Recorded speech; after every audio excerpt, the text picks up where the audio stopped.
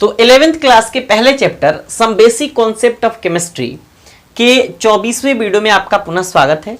इस वीडियो में हम लोग लॉ ऑफ रेसिप्रोकल प्रोपोर्शन यानी व्युत्क्रम अनुपात का नियम पढ़ेंगे, जिसे सन 1792 में जेरेमियस रीचर ने दिया था। उनका स्टेटमेंट यानी उनका कहना क्या था? उनका कहना था कि जब दो सेपरेट एलिमेंट, अलग अलग एलिमेंट किसी फिक्स अमाउंट वाले, किसी फिक्स द्रव्यमान यानी मास वाले तीसरे एलिमेंट से कंबाइंड होते हैं तो दो एलिमेंट का मास रेशियो सिंपल रेशियो में या एक दूसरे के मल्टीपल रेशियो में होता है। इसको अगर स्टेटमेंट से समझने की कोशिश करेंगे तो बहुत मुश्किल है। जितने लॉ ऑफ केमिकल कॉम्बिनेशन होते हैं उनमें सबसे ज्यादा मुश्किल यही होता है, लेकिन हम इसको बिल्कुल आपको आसान भाषा में समझाएंगे। ऐसा लैंग्वेज आपको किताबों में नहीं मिलेगा, ये खुद से तैयार किया गया लैंग्वेज है। तो अब एग्जाम्पल की चर्चा करते हैं। मान के चलिए अगर आपके पास यहां हाइड्रोजन है, दूसरी तरफ आपके पास ऑक्सीजन है, और तीसरी तरफ अगर मान के चलिए कि सल्फर है, और ये तीन एलिमेंट एक दूसरे से अगर कंबाइन होते हैं तो जरा देखिए, अगर हाइड्रोजन और ऑक्सीजन एक दूसरे से कंबाइंड होगा तो क्या बनाएगा? H2O बनाएगा। और एक बात बताइए, हाइड्रोजन के एक परमाणु का द्रव्यमान कितना होता है? 1, और ऑक्सीजन के एक परमाणु का द्रव्यमान कितना होता है? 16 यूनिफाइड मास। अच्छा, सल्फर की जरूरत पड़ेगी तो सल्फर का कितना होता है? 32। तो अब इतना से हमारा काम हो जाएगा। पहले इसको देख लेते हैं। अब एक बात बताइए, हाइड्रोजन और ऑक्सीजन का द्रव्यमान का अनुपात कितना होगा? हाइड्रोजन का एक तो 2 है, तो कितना हो जाएगा? 2। ऑक्सीजन का एक एटम का द्रव्यमान होता है 16। रेशियो निकालेंगे, 2:16 हो गया। तो अब इसको अगर काटेंगे तो 1 रेशियो कितना हो जाएगा? 8 हो जाएगा। यानी कि हाइड्रोजन और ऑक्सीजन का जो रेशियो है 1:8 यानी 1:8 है। अब बात करते हैं हाइड्रोजन और सल्फर की। तो हाइड्रोजन और सल्फर दोनों आपस में रिएक्शन करके हाइड्रोजन सल्फाइड बनाएगा। बताइए, हाइड्रोजन सल्फाइड बनाएगा। जब हाइड्रोजन सल्फाइड बनाएगा तो अगर इनका रेशियो निकाले, द्रव्यमान अनुपात निकालें, तो हाइड्रोजन के 2 एटम का 2 और सल्फर के 1 एटम का कितना? 32। रेशियो निकालेंगे तो कितना आएगा? 1:16। तो ये हो गया आपका हाइड्रोजन और सल्फर का अनुपात 1:16 यानी 1:16। अब सबसे मजे की बात क्या है? सबसे मजे की बात यह है कि आपने यहां देखा हाइड्रोजन का रेशियो 1 और यहां भी देखा हाइड्रोजन का रेशियो 1। इतनी बात क्लियर है? ऑक्सीजन का आपने यहां रेशियो देखा 8। तो जिसका आपने देखा उसको सबसे पहले लिख लीजिए। इसका रेशियो कितना देखा? 1। इसका कितना देखा? 8। क्लियर है? अब जरा एक बात बताइए, दोनों में कॉमन क्या है? दोनों में कॉमन क्या है? दोनों में कॉमन है हाइड्रोजन। तो एक बात बताइए, यहां अगर हाइड्रोजन रेशियो हाइड्रोजन लिखा जाए, हाइड्रोजन रेशियो हाइड्रोजन लिखा जाए तो बताइए कितना आएगा? हाइड्रोजन का रेशियो इधर 1 और हाइड्रोजन का रेशियो इधर 1, तो 1:1 यानी 1:1 इनका रेशियो आ गया। इतनी बात क्लियर है? अब अगर हम ऑक्सीजन और सल्फर का रेशियो निकालने जाएंगे तो एक बात बताइए, ऑक्सीजन और सल्फर एक दूसरे से रिएक्शन करके SO2 यानी सल्फर डाइऑक्साइड गैस बनाएगा। तो जब सल्फर और ऑक्सीजन का रेशियो निकालने जाएंगे तो ये रेशियो इन दोनों तत्वों में जो कॉमन तत्व है उस तत्व के अनुपात या सरल अनुपात के बराबर होगा। अगर होगा तो रीचर का यह रेसिप्रोकल प्रोपोर्शन का जो लॉ है ये फॉलो करेगा, सही साबित होगा, अन्यथा नहीं होगा। देखते हैं जरा।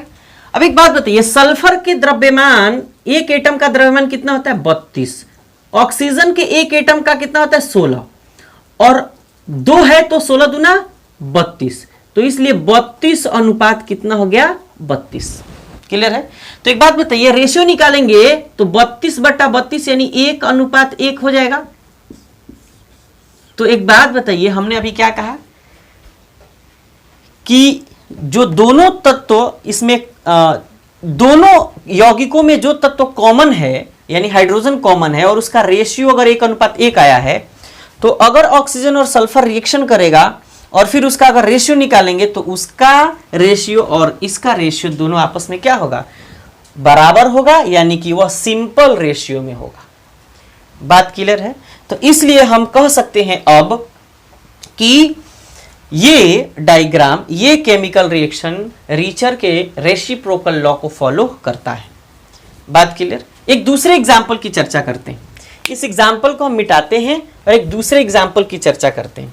ये एनसीईआरटी का एग्जाम्पल नहीं है, एग्जाम्पल एनसीईआरटी में तो दिया ही नहीं है, लेकिन फिर भी कोई बात नहीं है, आप इसको तो लिख लिए होंगे,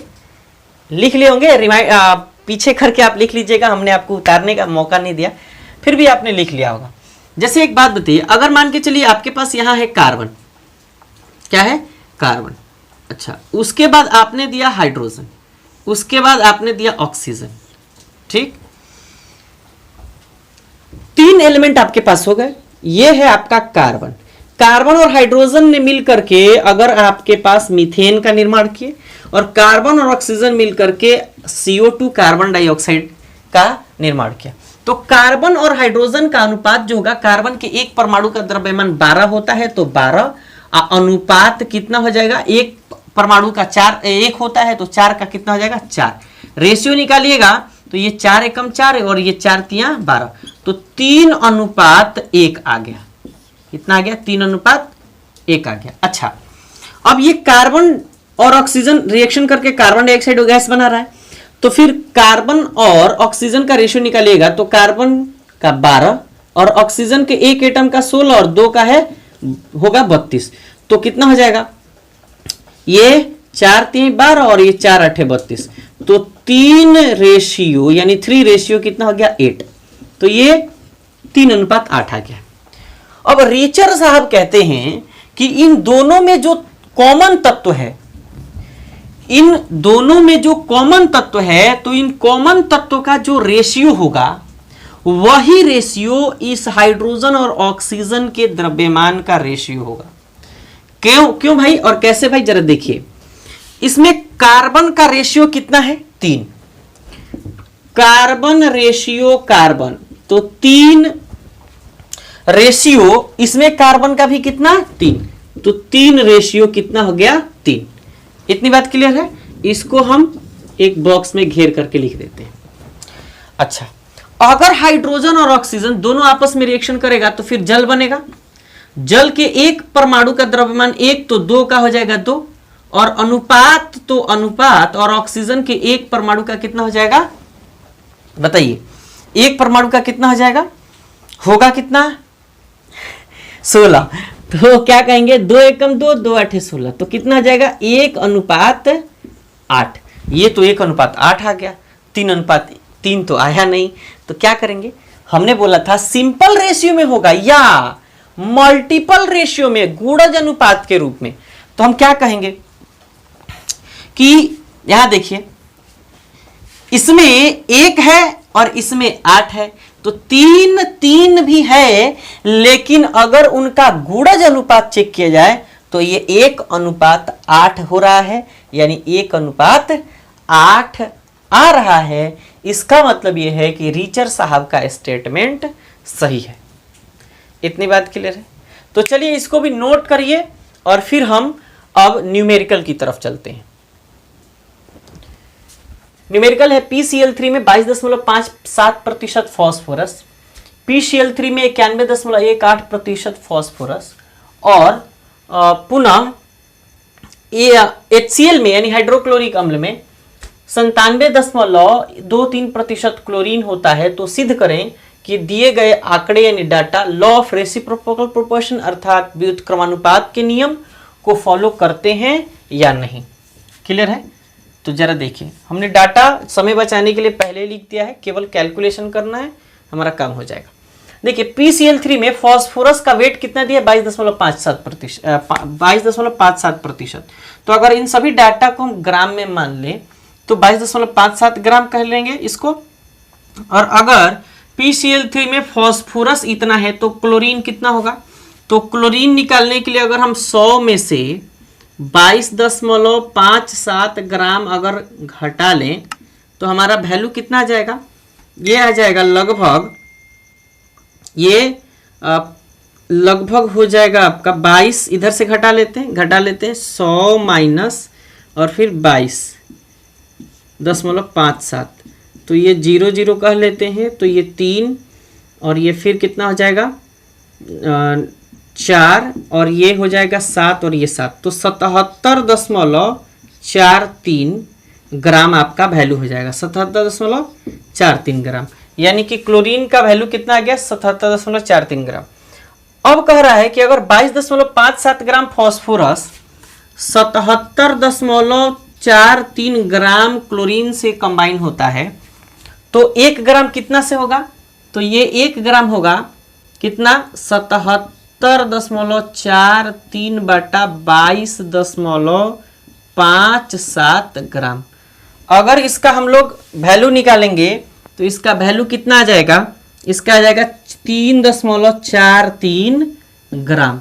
ये आपका वैल्यू आ गया। इसको अगर आप कैलकुलेशन करेंगे इसका तो ये वैल्यू इतना ही आएगा, 3.43 ग्राम। समय बचाने के लिए हमने ऐसा डायरेक्ट लिखा है।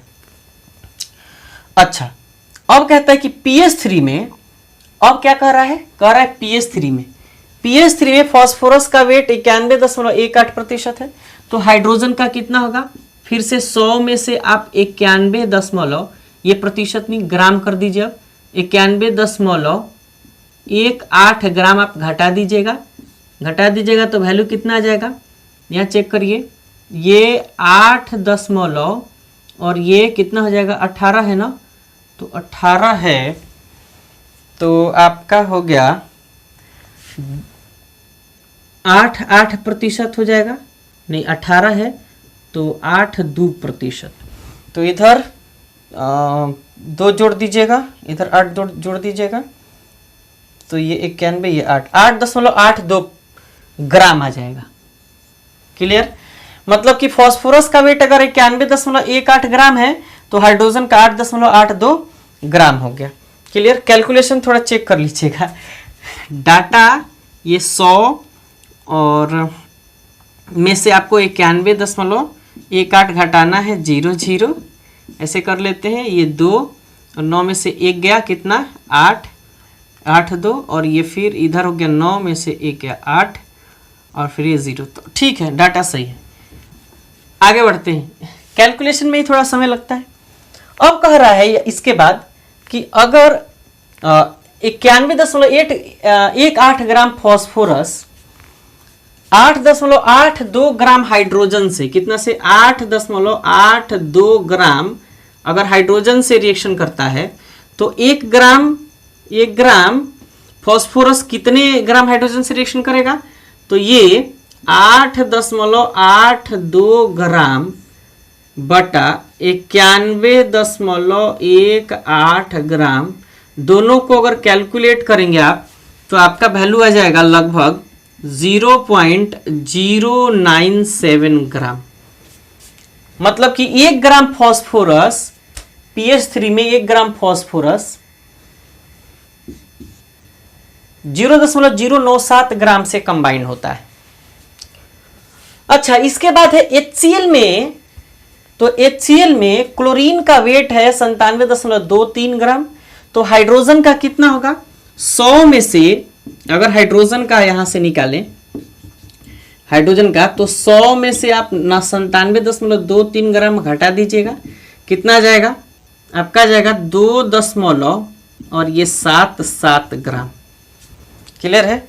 तो अब कहता है कि अब एक बात बताइए, क्लोरीन का वेट इतना आ गया, हाइड्रोजन का वेट इतना आ गया, इसमें हाइड्रोजन का वेट है 8.82 ग्राम और इसमें क्लोरीन का वेट है 77.43 ग्राम, तो इसमें क्लोरीन है और इसमें क्लोरीन है। क्लियर है, इसमें हाइड्रोजन है और इसमें हाइड्रोजन है, फॉस्फोरस इसमें भी है और इसमें भी है। तो कहता है कि क्लोरीन और हाइड्रोजन का कंबाइन होने का जो अनुपात है, ये अनुपात है, देखिए क्लोरीन और हाइड्रोजन का कंबाइन होने का अनुपात कितना है, ये है 97.23 अनुपात कितना 2.77, ये इसका अनुपात है। इसको आप बटा में भी लिख सकते हैं 97.23 बटा 2.77। तो अब दोनों के अनुपात को तुलना करने पर, यानी दोनों के अनुपात का मतलब क्या, फॉस्फोरस इसमें और फॉस्फोरस इसमें कॉमन है, तो फॉस्फोरस अनुपात फॉस्फोरस और फिर हाइड्रोजन क्लोरीन अनुपात हाइड्रोजन को तुलना अगर करें तो जरा ध्यान दीजिए कि फॉस्फोरस का वैल्यू कितना गया 3 पहले में 4 और दूसरे में कितना गया 0.097। अच्छा अनुपात, तो अनुपात, और फिर इधर कितने गया क्लोरीन का कितना गया 97.23 और फिर ये 2.77। तो अगर आप इसका रेशियो निकालेंगे तो इसका रेशियो आता है 1:1 और वो भी लगभग में, किसमें, लगभग में। तो इससे साबित होता है कि अगर ये 1:1 रेशियो आता है तो लॉ ऑफ रेसिप्रोकल प्रोपोर्शन को ये शो करता है। तो आप इसको लिखिए और अब बताइए आपको ये वीडियो कैसा लगा, कमेंट करके जरूर बताइएगा। मिलते हैं नेक्स्ट वीडियो में। वीडियो देखने के लिए का बहुत बहुत शुक्रिया।